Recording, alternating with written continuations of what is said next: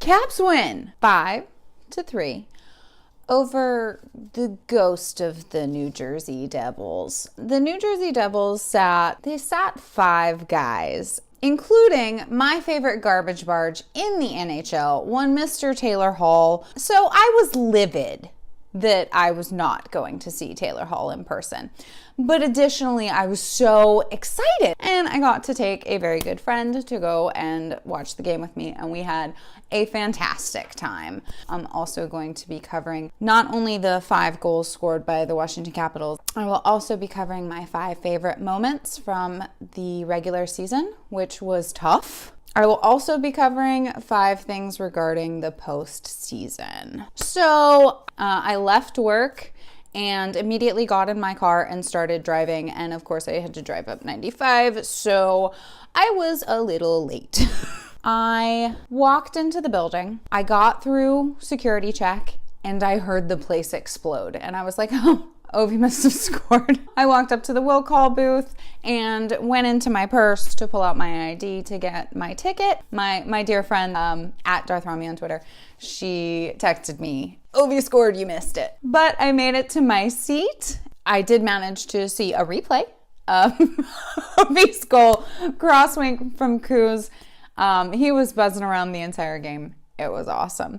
But the first goal that I actually saw seated in my seat was from Nico Hischier, completely uncovered. Nicklas Backstrom decided to make it up to me at 19:32, so less than 30 seconds remaining in the first.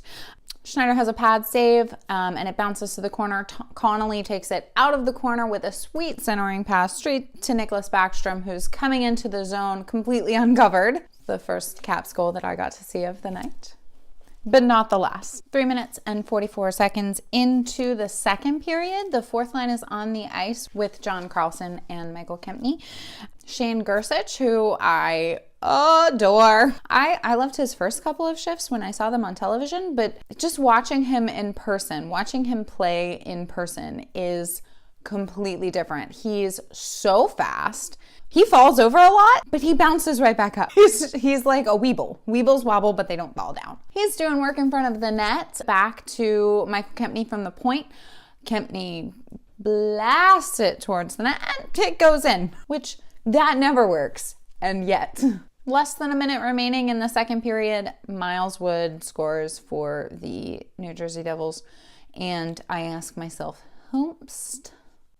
It was off an assist from Patrick Maroon, who I'm aware of. The third period of this game was electric. The first goal of the third period belongs to Patrick Maroon, who, previously, like I said, I was aware of. But 5 minutes and 11 seconds into the third period, Ovi gloves down an attempted clear and wires it past Corey Schneider, and the place exploded. Our section was chanting one more goal. Throughout the rest of the third period, all you could hear in Capital One Arena was various sections starting, "We want 50" chants. Alexander Ovechkin played 6 minutes of the last 8, just looking for that 50th goal, and he didn't get it. But Andrei Burakovsky did get one more for the Caps, that was a pretty sweet goal. Parks himself in front of the net, just takes advantage of Schneider going to the butterfly to try and defend against the 5-hole, just pops it top shelf. Listen, I always have an amazing time at Capital One Arena. I had a great time when we played Montreal in January, and it was like the most energy suck game imaginable. Tom Wilson broke somebody's nose just to try and get some energy in the building. But that was really fun. That was almost as much fun as the home opener. We're going to move on to my 5 favorite moments of the regular season. These may not be your 5 favorite moments, but they are mine. At number 5, Jacob Vrana's disappearing goal from the night before Thanksgiving 5-2 game against the Ottawa Senators.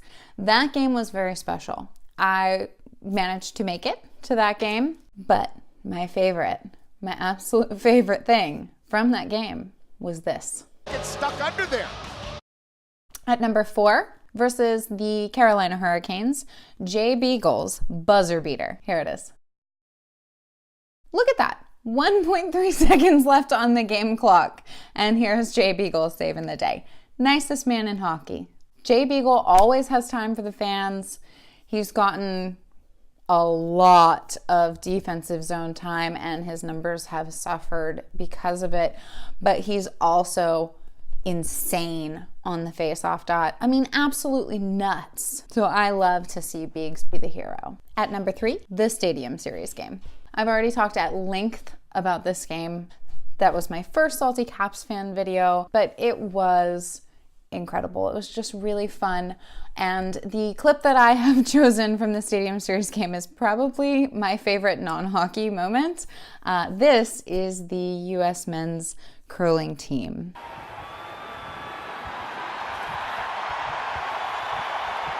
Oh, baby. Yeah! Woo! Fabulous. Perfect. Right at center ice. At number 2, Alexander Ovechkin's 600th goal. Now, I love this goal for many reasons. Not only because it is the 600th of his career, but also because it is a dirty, filthy goal only accomplished because he won't give up on it. The image that I have chosen to immortalize this goal in Salty Caps fan history is a screenshot of the 600 ceremony. Look at that painting. Look at it. My God, the Capitals organization knows him well. That is so tacky. And he loves it. Look at that. He loves it. Look at his face. He loves it. My number 1 personal favorite moment from the 2017-2018 regular season was the Caps game at Air Canada Centre versus the Toronto Maple Leafs on Hockey Night in Canada, where Alex Ovechkin scored a hat trick for his bud, Alex Louis, who was invited to the game. Alex Louis had bone cancer and had to have his leg amputated, but he is back on the ice with the Niagara Falls Flyers, and Alexander Ovechkin invited him to the game, told Alex Louis that he would score a goal for him, and went ahead and scored 3. And I like the way he scored all 3 of them. The first was a breakaway, wherein if this was basketball, we would talk about him breaking some defenders' ankles. The second was a one-timer from high in the slot on a power play. Maybe not the patented OV left circle one-timer, but it was a big shot. And the third, an empty net goal that the rest of the team was absolutely determined to get him. TJ Oshie gave up an empty net goal for Alex Ovechkin, for Alex Louis. And that was my favorite moment. I realize that's a little cheesy, but I'm kind of a cheesy person. Okay, here we go. Postseason. Let's do it. First thing that I want to talk about regarding the postseason is awards. First of all, I understand that the Hart Trophy race is a little clogged right now, and I think that it probably will go to Nathan MacKinnon, and not undeservedly. You know I love me some Mac Attack, okay? I also think that Alexander Ovechkin should at least be top 3. He has scored nearly 20% of the Caps goals. He leads the Caps forwards in ice time. Without Ovi, this team isn't first in the Metro. This team doesn't make the playoffs without Ovi. This leads me into my second point. Just rename the Rocket Richard Trophy the Alexander Ovechkin Trophy. Just do it, cowards. The Rocket Richard Trophy has been available 13 times. Alexander Ovechkin has won it 7 of those times. That's 54% of possible Rocket Richard trophies going to Alexander Ovechkin. Last point on awards. Ovi for Hart, I understand why there's not as much discussion because it is a very crowded field. John Carlson for Norris, on the other hand, not only does John Carlson lead Caps defensemen for ice time on average throughout the season, but he also leads the league in scoring for defensemen. That at least puts him in the top 3, don't you think? Second point for the postseason. We finally know who we're playing in the first round. And it's the Columbus Blue Jackets. You know what? I was a little nerve-wracked by that at first. And then I remembered that in the season series versus the Columbus Blue Jackets, the Caps have won 3 of 4. I'll tell you what though, I really hate that goal cannon. A lot. This may end up being a battle of the goaltenders series. The Caps have won 3 of 4 against the Columbus Blue Jackets. 2 of those were because Braden Holtby stole the game. I love Bob. Like, to be honest, I'm going to have to take all of my tender feelings for Sergei Bobrovsky and bundle them up and put them carefully into a velvet-lined box, close the box, and put it away. Because I love Sergei Bobrovsky, but there's no friends in playoffs. Now then, in my research for this video, I was reading The Athletic earlier. I was reading Aaron Portzline's 5 Keys to the Series from The Athletic, and point 3 really jumped out to me, and I'm going to quote a little bit here. Number 3, Tom Wilson versus Josh Anderson. Wilson is big, 6'4", 215 pounds, combative and reckless, prone to questionable hits, and a fixture on the NHL Player Safety Department's watch list. Skipping a little bit here. Anderson is no choir boy, but the nasty stuff doesn't come to him as naturally as it does to Wilson. He responds to brush fires instead of starting them, but that may change in this series. No one understands Tom Wilson. And this is just an example. This is how Tom Wilson is covered throughout the league. Prone to questionable hits. Previously, sure. Tom Wilson started the season suspended. Name a questionable hit since then. I'll wait. Tom Wilson hasn't started a fight since that Montreal game that I mentioned earlier, the one that was an energy suck, in which he tried to bump up his boys by absolutely rearranging someone's entire face. Keep an eye on Tom Wilson in this series. CBJ fans, he may not be what you think he is. But moving on to a little bit of a wider picture outside of just this series.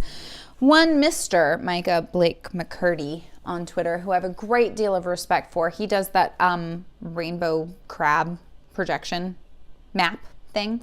Love him.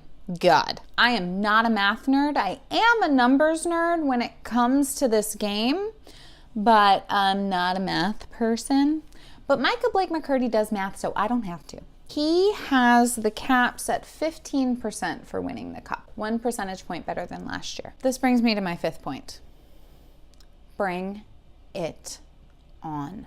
Yes, we have been disappointed before. But guess what? We're here. And all you can do is go through each series. So bring it on. Bring on the Columbus Blue Jackets. Bring on John Tortorella. Bring it on. Bring on either the Philadelphia Flyers, who have cleaned the Caps' clock this season, or the big, bad, past demons, Pittsburgh Penguins. Bring it on. Bring on Toronto or Tampa Bay. Bring on Boston, because Braden Holtby owns the Boston Bruins. And then bring it on. Bring on the Nashville Predators. Bring on the Winnipeg Jets. Bring it on. I don't care who it is. It's playoff hockey, baby. Anything can happen. Bring it on. Small housekeeping note before I go. I'm still not sure what my schedule for playoff games is going to look like. There is a nice big gap between game 1 and game 2, so probably expect to see a salty Caps fan after game 1 at some point. But please be patient with me since, the playoffs happen basically every other day, and I have a full-time job. But hopefully we'll have a good time, and hopefully I'll have to make a lot of them. This has been Kate, your salty Caps fan. I'm going to leave you with this. Bring it on.